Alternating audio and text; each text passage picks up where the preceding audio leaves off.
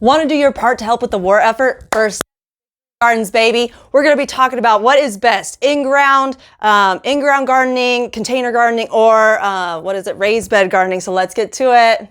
First off, what is a victory garden?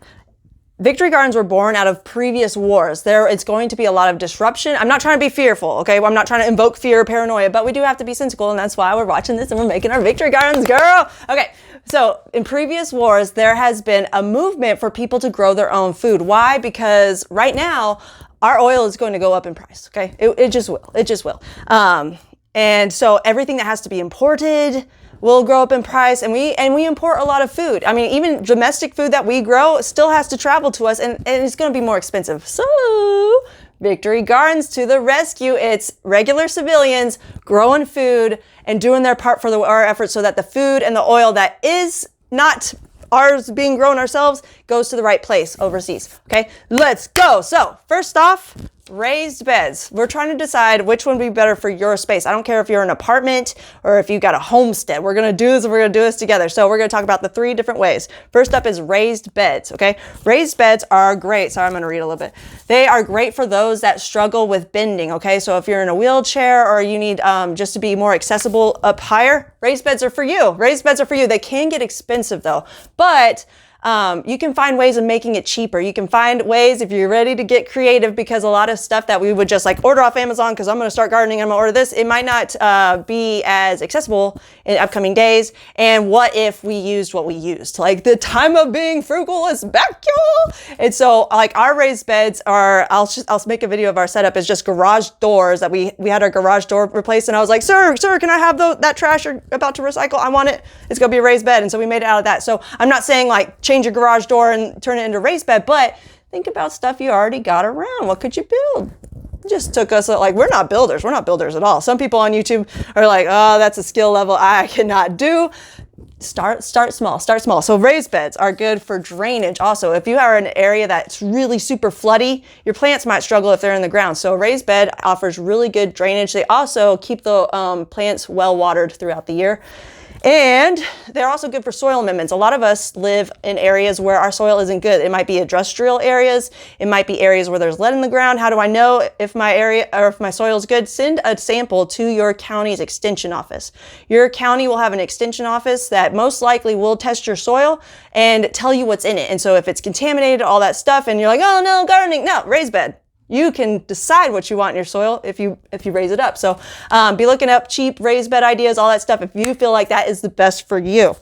There's also less weeding and it's easier to weed because you don't have to bend down. So those are all super pros, but the con is it can get expensive. All right, next up, in-ground garden beds. These already use your existing soil. They're super easy. They're easy to install. I love the Lasagna mulch method. You can Google that, Lasagna mulch method, and you just lay down cardboard, and then you lay down mulch, and then over time you keep watering it, and you plant in it the first time, like whatever, you add compost or whatever, and over time that stuff turns into really good soil, and it was like super, super cheap. But wood chips aren't cheap. Call around. There is a program called wood chip drop, there it is.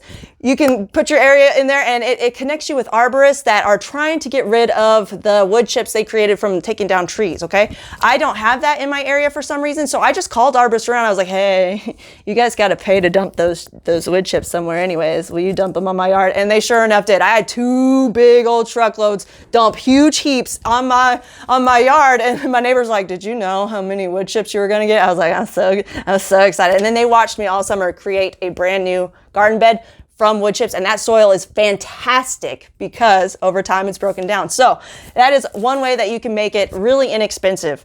Another way is that you don't have to water it as much. Raised beds and container plants will need water more often. However, these ones will, you don't have to water them as much because they are already dealing with the ground. And especially if you mulch them, you want to mulch. I don't care if it's the wood chips, it could be straw, it could be leaves from like last fall. Don't throw away your leaves anymore, okay? Don't rake them up and send them away. No, we're done with that. That is gardening gold, okay? That is raw compost that you can just add coffee grounds to and wet it all. Like, don't throw away your leaves, okay? That's pro tip. We're done throwing away leaves. All right. The downside to like an in-ground bed is, or in-ground garden bed is that you have to weed a lot more. You do want to create a barrier, especially if you have Bermuda grass. It's such a good turf grass. It covers a lot of area in a short amount of time because it's a prolific grower. Like, it's great for soil erosion, but like, it is my worst enemy because I did not line my area with all the wood chips. And so I was always told, you just lay down the cardboard, you put down the wood chips and it'll kill all the grass underneath. Yeah, that's true. But on the sides, and it grows so fast that it just took over. And my whole strategy was, I'm just gonna do it again. I'm just gonna lay down more cardboard and then put the wood chips down it. And then I'm gonna create a barrier and be on top of that barrier because they will come in. So there's a lot more weeding involved with an in-ground bed, but you can save money and you can save water. The next is container gardening, okay? Container gardens are just like, you get them in little buckets. You don't have to go and buy expensive buckets. You can look on Facebook. Just find like inexpensive pots, 5-gallon buckets, anything that is a container. This is great for apartment dwellers, okay? If you're in an apartment and you just have a balcony, get you containers, all right? It's gonna be great. Even if you're inside, you can get a grow light and some containers and you're growing your own food, okay? Even if it's just one tomato plant that you eat off all summer, that helps. That helps a lot, okay? What else for container gardening?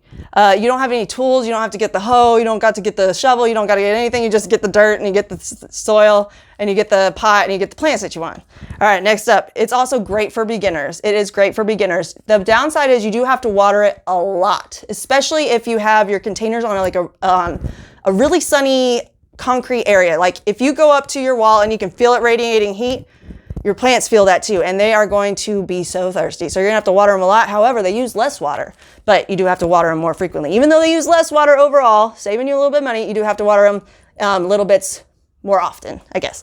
And the next is bring plants inside to extend the growing season. Oh yeah, because you can move them around. If you're moving and you're like, I want to start a garden, but I'm moving. Put them in the pots and move the pots with you, okay? Even if they don't do very well, like if they don't like being shooken up or something, you still tried and you still learned, and that still sets you up for better success next year.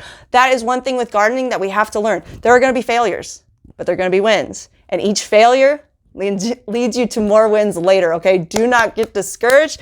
If you do have to move these pots, go for it. Don't be fearful of that. Another benefit of moving the pots in is that you can extend the growing season. Even though it's like frosty, you can bring them in, put them under some lights, and you can still grow your plants. Like they don't have to die when it gets cold. You can bring them in. And that's a cool thing about containers.